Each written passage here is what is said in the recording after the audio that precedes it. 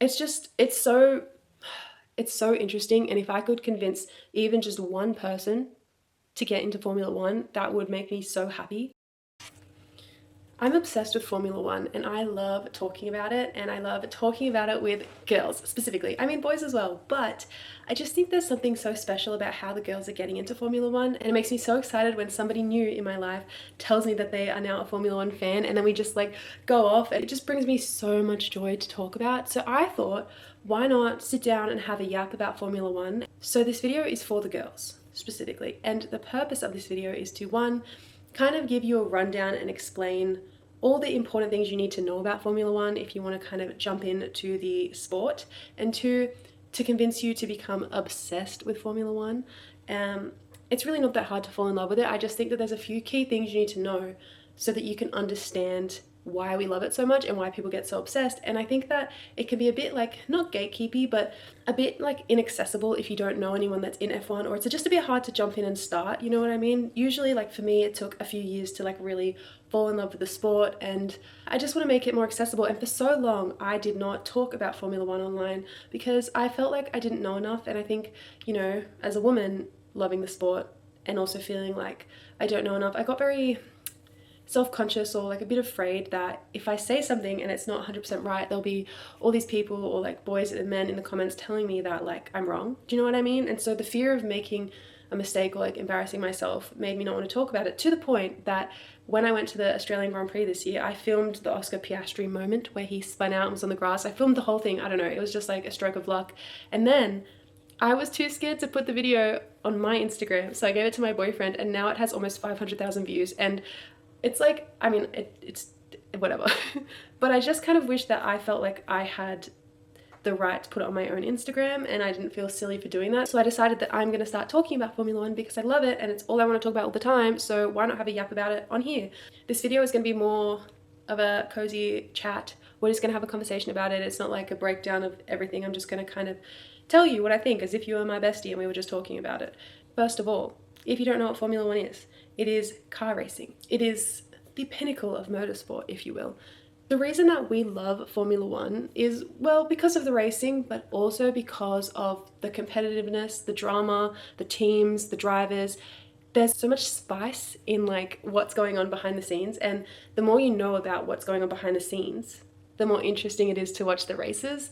Okay, I'm gonna assume that you don't really know anything about Formula One and you kind of want to like get into it, but you just don't know where to start. So the first thing I'm going to suggest is to start watching the races, okay?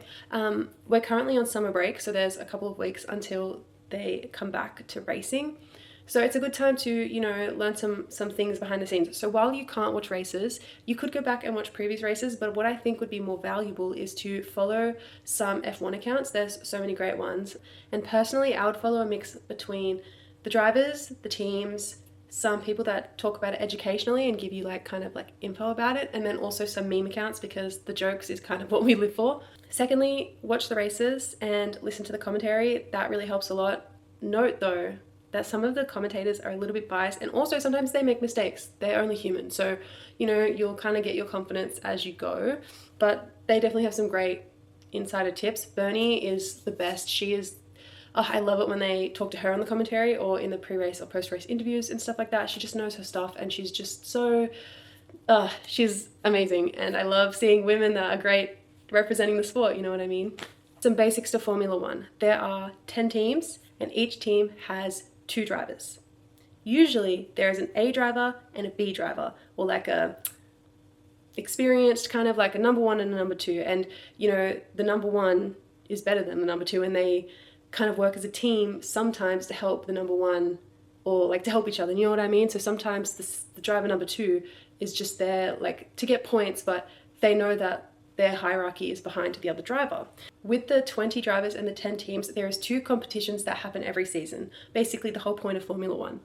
One is the driver championship, which is the specific driver that gets the most points over the whole season, and then there's also the constructors championship, which is the team that gets the most points. So 2 competitions going on, and no, the team of the drivers championship doesn't have to be the same as the constructors championship winner. I don't think I said that very well, but basically last season Max Verstappen, he's very famous, he won the Drivers' Championship, but Red Bull could not sort out their second driver to save their life, and so McLaren won the Constructors' Championship. So that is definitely possible. The cars aren't exactly the same. So in F3 and F2, which is the championships that, or the competitions that the drivers go up in to get to Formula One, you know, so they go from like karting to like F3, F2, and then F1 if they are good enough and they have a spot, whatever, it's very competitive, there's only 20 seats. So in F2 and F3, the cars are exactly the same. But in F1, part of the excitement and part of the whole experience is that each team makes their own car. So there's regulations and they have to abide by these regulations, such as like weight, height, blah, blah, blah, blah, blah. I don't know all that much about that, but they have to fit the regulations and try and make the fastest car. So there's engineers, right, that work all the time, just all the time. And there's engineers that work back in their like development factory stuff. And then there's engineers and mechanics that go to every single race. Like these people literally fly all over the world with the drivers to like change the tires and work on the cars, because they need to be there, because the cars can literally crash out in, you know, practice or qualifying. And then when they crash out, they need to be fixed. And this costs like millions of dollars. I don't know actually, specifically. Hundreds of thousands, millions probably. A lot of money. These cars are expensive and it is a very, very wealthy sport. What was I saying before? Oh, so the cars are different. And because the cars are different and they're made by their teams, there can be basically one car that is better than the others because they've just designed a better car. And when that happens, and you've got a great driver in that car, they can just win every race because their car is better. So this happened back for years and years and years. Lewis Hamilton won with Mercedes just every year. He'd win like every race. And it was kind of boring because you're like, can we have someone new? And I think he won like 7 championships or something. I don't know, don't quote me. But he kept winning. And then people were like, we want someone else. And then Max Verstappen came in with Red Bull and they had a great car. And then Max started winning. So then in the, I don't know what year it was, I'll put it here. So when Max won his first Drivers' Championship, he was competing against Lewis and they were literally battling it out in the last race. Oh my God. And Lewis wanted to win the championship because he would have broken the record for the number of championships won by a driver, this like record thing. And Max wanted to win because it was his first one. And then basically all this stuff happened and the FIA, which is the gods, no, I don't know, the people that like make all the decisions, they actually did a restart and basically rigged it so Max would win. So it was exciting for the fans because it's like, well, this is a restart, but it really, like they basically ensured that Lewis lost. And he is still in the sport and he is not having a good time. For someone that is like a champion, he stayed with Mercedes, couldn't win. Now he's with Ferrari.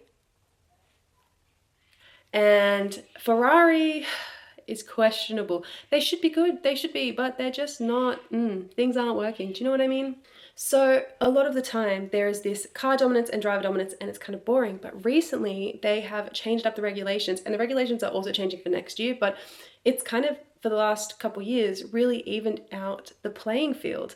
And it's been very exciting because we have lots of different winners in lots of different races and lots of different, you know, positions. There's still typically like some key people that are like winning, but it's a lot more interesting this year. I am a big fan of Oscar Piastri. He is Australian, he drives for McLaren, and he might win his first championship this year. I really hope he does, but he's currently battling with Lando Norris, his literal teammate, to try and get the Drivers' Championship. So this is where I'm going to circle back to at the beginning when we talked about how there's usually a driver 1 and a driver 2. McLaren has 2 number 1 drivers. They don't have a number 1 and a number 2. Both drivers are equal. They're just as good as each other and neither gets priority, right? So this means that they battle it out with each other. So they are teammates and they are competitors. And this makes it just so like, it's like reality TV. So this year we are having this battle. McLaren is basically definitely going to win the Constructors' Championship because their 2 drivers are battling it out for first and second. And so because of that, like they're getting the most points as a team.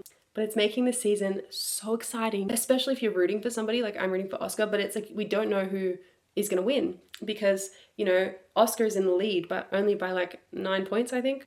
Every race starts off with qualifying. Sometimes there is a sprint race. I'm not going to go into that now because it's kind of confusing, but practice where they just get to drive and get the feel of it. qualifying where there's 3 qualifyings, Q1, Q2, and Q3. In Q1, everybody's in there and there's like 15 minutes or something, and they all have to drive around and try and get their fastest lap. And then the bottom 5, so the 5 slowest laps, they get cut, those people. And then it's Q2, which is a bit shorter in length, and the 15 cars that are left, they go out and try and get their fastest lap, and then the next 5 of that out, and then Q3 is like 10 minutes long, or just over 10 minutes, and it's the top 10 drivers, the top 10 driver shootout thing, and basically they all have to try and get their fastest lap, and whoever gets the fastest, that's the order that they start the race in. So qualifying is so important because there's some tracks like Hungary, which we just did last weekend, where it's very hard to overtake. So if you get track position and you can hold it through the first corner, then you kind of like, I mean, I'm going to say this, you're kind of guaranteed to win, but not always, because as we saw in Hungary, this last race, it was Charles Leclerc, Oscar Piastri, Lando Norris, George Russell, I think. That was the order that they started in. Charlie got off the line, Oscar was there. Lando tried to overtake Oscar because they're battling it out for the championship. Whoever comes before the other one gets more points. So it's like very, like, they just care about each other. But then Oscar covered Lando off, and then it meant that George Russell and I think Alonso got past Lando. Anyway, he got past Alonso, but then he was in 4th.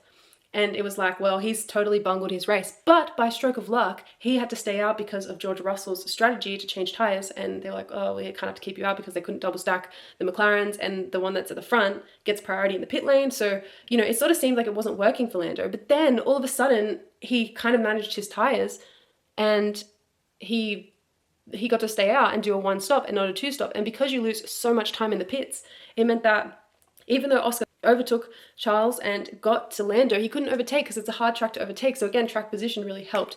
And that was kind of a strange race because usually it's a boring race, as I said, because you can't really overtake, but because of all the different strategies, especially different strategies within the same team, it was just so interesting. And so like, and I really wanted Oscar to win, but you know, it's okay. He still came second. He's still winning the championship at this point. He's still in the lead, I should say. But I think the thing that makes Formula One so interesting is the drama between the drivers and who's going to win and stuff like that, and listening to their radio messages. Like in, again, the most recent race, Charles Leclerc was first. And then Ferrari just is clowns, and they can't do anything to save their life. So even though he put all the work in to qualify first and should have won the race, his car was just like it just did not perform. And then he didn't even get on the podium. He was in 3rd, and then he was getting really angry, and you could hear the radio messages where he was like yelling at his team. And then Russell was trying to like overtake him, and he basically did like, you know, do like a double movement and like try to drive into him, because the drivers get so emotional. Like they get so emotional, and it's really interesting to watch because, you know, you can tell he's angry, and then you're watching him drive angry, and drivers driving angry is not good. It's never a good thing, but it's interesting sometimes. And that's something else that really makes Formula One so interesting. It's when you kind of get to know the drivers and their personalities, because they're like celebrities, right? So like you kind of know them. They do lots of interviews and press, and like they're famous. That's it. But their personalities play a big part into how they race and how well they're going to do, I think, personally. Like, Lando has this reputation for bottling it and just, like, making mistakes because he's so emotional that he gets so in his head and he just makes silly mistakes. I don't know. And then in his interviews, it's so interesting. He can either be really happy or really down in the dumps. And now it seems like when he doesn't win, he's just, like, it seems like he doesn't care about the championship. If you watch his interviews, he's like, oh, I don't know, like, it doesn't matter. Like, even in one interview, someone said, like, I don't know, how do you want to be, like, are you going to be a driver champion? Or I don't know what the question was. But basically his response was, nobody's going to care when I die. I'd rather be remembered for being a good person than a champion. And I mean, true. But like, you can just tell he's just trying to like already like prep himself for the loss. Whereas Oscar is so different. And Oscar kind of got famous because people were like, he has no personality, blah, blah, blah. Like when he wins, he's just like, nice.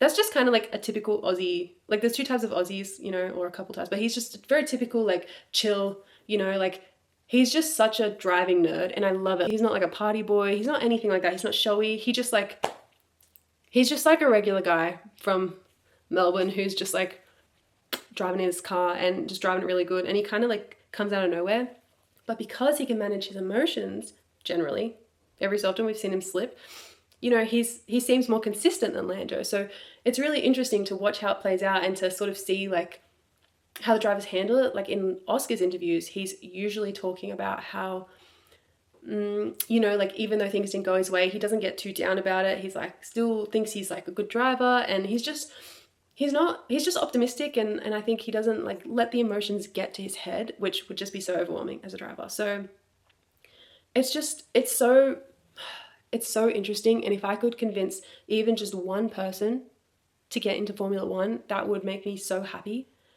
And it's kind of confusing, I get it, like it is like a bit overwhelming, but if you start watching it, you'll slowly get into it. And I kind of just want to sit down and have chats, maybe debriefs after the races. I think that would be really fun.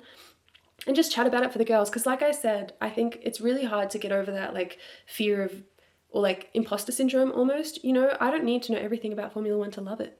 I don't know everything. So to wrap up, we love Formula One. The reason it is so interesting is the drama. This year we are in a crazy battle for the Drivers' Championship. It is between Oscar Piastri and Lando Norris, teammates and major competitors, and it could go anyone's way at this point. So we still have half the season. If you're not watching Formula One, start watching it now, and we can continue this journey together. So yeah, if you made it to the end of this video, thank you. I don't know if you can't tell, I'm obsessed with Formula One, and it would pretty much make me so happy if I could just yap about it every week on here. So if you have any questions, leave them down below. I will try to answer them as best I can, and I'd love to just chat with you about Formula One because it makes me so happy. Okay, here's to Oscar winning the championship, and I'll talk to you next time.